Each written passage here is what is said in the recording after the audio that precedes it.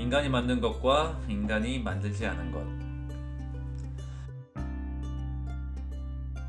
단순하게 이야기해서 이 세상에는 자연이 만든 것과 인간이 만든 것이 있습니다. 인간도 결국은 자연이기 때문에 모든 것은 자연이 만들었다고 생각할 수도 있지만, 오늘은 주제에서는 인간이 가공한 무언가가 있다면, 인간이 만든 것이 무엇인가가 있다면 그것은 인간이 만든 것이라고 정의를 하고 진행하도록 하겠습니다. 인간이 만든 것과 자연이 만든 것을 구분할 수 있는 생각을 키워서 이 세상을 있는 그대로 볼 수 있는 능력을 우리가 가졌으면 좋겠습니다. 자연 앞에서 인간은 작아질 수밖에 없습니다. 우리는 지구를 떠나서는 생존조차 할 수 없고, 자연이 우리에게 주는 많은 것들을, 그것이 긍정적이든 부정적이든 우리는 거부조차 할 수 없습니다. 이렇게 우리는 자연에게 순응하면서 살아갈 수밖에 없죠. 그런데 큰 착각 혹은 우리가 미처 의식하지 못하는 것이 있습니다. 분명히 우리와 똑같은 사람이 혹은 사람들이 만든 것을 마치 자연이 우리에게 준 것처럼 받아들인다는 겁니다. 자연이 우리에게 주는 것을 우리는 피할 수 없지만 인간이 만든 것은 그렇지 않습니다. 어쩌면 인간이 만든 많은 것들을 당연하게 받아들이는 것이 우리가 살아가는 데 도움이 될 수는 있습니다. 하지만 바꾸고 싶은 것이 없을 수도 있고, 이미 있는 그대로 아주 좋은 결과만을 만드는 것들도 있다고 해도 올바른 인식이라는 것은 중요하죠. 우리가 세상을 정확하게 바라본다는 것은 인간 사회가 만든 것과 자연이 우리에게 주는 것을 구분해서 볼 수 있는 것이고, 굳이 변화가 필요 없는 것일지라도 바꿀 수 있는 여지가 있다고 생각하는 것과 절대 바꿀 수 없다는 생각을 가지는 것은 아주 큰 차이입니다. 이것은 생각의 깊이를 좌우하는 아주 큰 포인트가 됩니다. 아마도 이런 부분에 대해서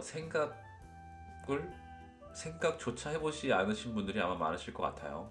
그리고 이 세상에서 인간이 만든 것과 자연이 만든 것을 정확히 구분할 수 있는 능력을 가진다는 것은 이 세상을 보다 자유롭게 살아갈 수 있는 능력을 가지는 것과 같다고 저는 감히 생각해 봅니다. 자연과 인간이 만든 것에 대한 구분. 인식의 편의를 위해서 인간이 만든 것은 따로 분류하여 이야기한다고 앞서 말씀드렸습니다. 지구에 있는 모든 것은 지구라는 자연이 만든 것이잖아요. 사실은 인간을 다 포함해서요. 그래서 이런 명제로 이야기해 볼 수 있는 이야기가 따로 있기 때문에 그런 부분은 나중에 얘기하도록 하고요. 오늘은 자연과 인간을 따로 구분해서 생각함으로써 할 수 있는 이야기를 해보겠습니다. 이러한 구분이 중요한 이유는 우리가 스스로 우리의 한계를 정하는 데 있어서 아주 큰 차이가 있기 때문입니다. 왜냐하면 자연에 대해서는 우리는 저항할 수 없습니다. 먼 미래에는 가능할지 모르지만 현재 인류는 지구를 떠나서는 생존조차 할 수가 없습니다. 지구의 자연을 있는 그대로 받아들이고 순응하며 살아갈 수밖에 없다는 것입니다. 태풍이 우리가 살고 있는 집과 삶의 터전을 부순다고 해도, 우리가 태풍을 없앨 수 있는 능력이 된다고 해도 태풍을 없애서는 안 됩니다. 우리에게는 당장의 피해를 주는 태풍이지만 지구의 생태계를 생각해보면 반드시 필요한 자연활동이기 때문입니다. 지구의 모든 활동은 이렇게 지구가 생명을 품을 수 있는 환경을 만들기 위해서 일어나고 있습니다. 그 어떤 하나도 이유 없는 활동이 없고, 그 모든 것은 지구라는 집에서 살아가는 우리 생명 하나하나에게 도움이 되는 것입니다. 인간이 만든 것은 어떤가요? 인간이 사회를 이루어 살아가기 시작하면서 인간은 많은 개념들을 만들어 왔습니다. 대부분의 인간 사회가 정상적으로 유지될 수 있도록 돕는 역할을 합니다만, 시간이 지나면서 없어져야 할 것들도 쉽게 없어지지 않고, 혹은 시간이 지나면서 최초의 생겨난 목적과는 다르게 변화되어 현재에는 불필요한 부정적인 영향이 커진 것들도 전통과 문화라는 이름으로 여전히 우리에게 남아있는 것들도 있습니다. 많은 사람들이 공유하는 문화나 전통 같은 것을 바꾸는 것은 쉬운 일이 아닙니다.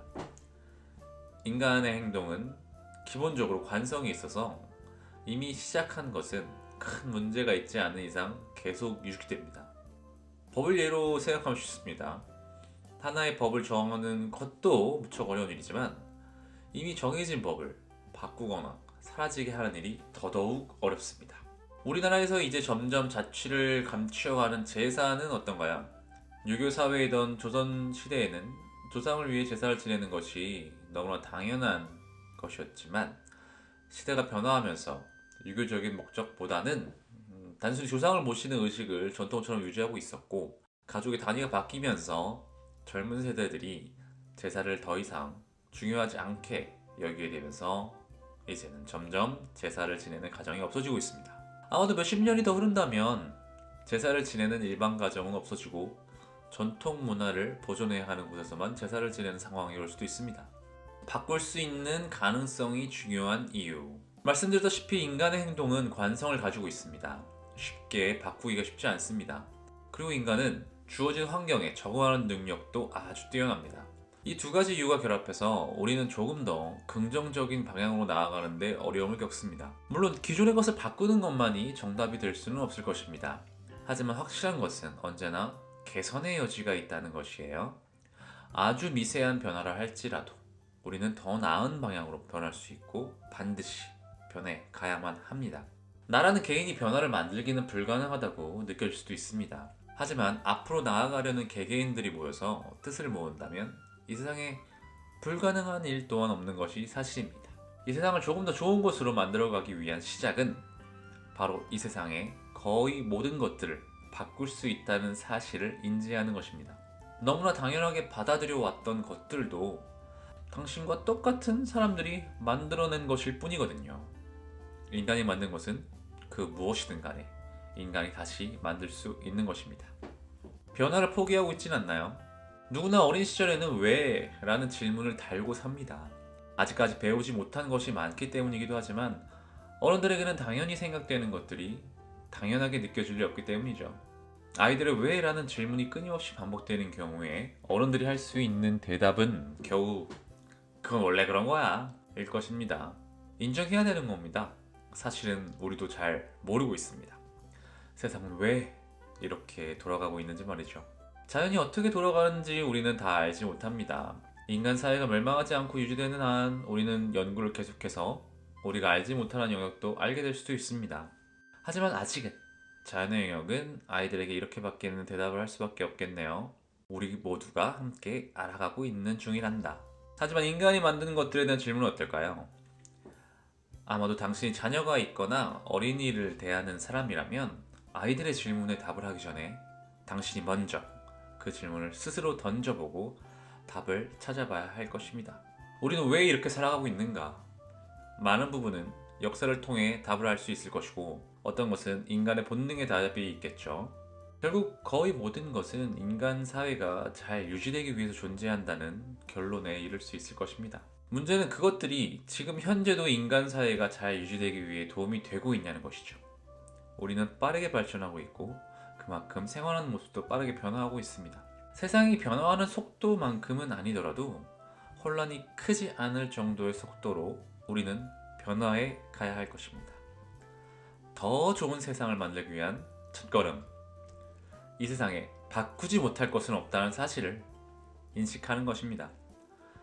또한 지금의 세상보다 더 나은 세상은 반드시 존재하고 더 나은 세상을 만드는 것은 모두의 노력으로 가질 수 있는 현실적인 일임을 인지하는 것입니다. 감사합니다. 오늘도 좋은 하루 보내세요.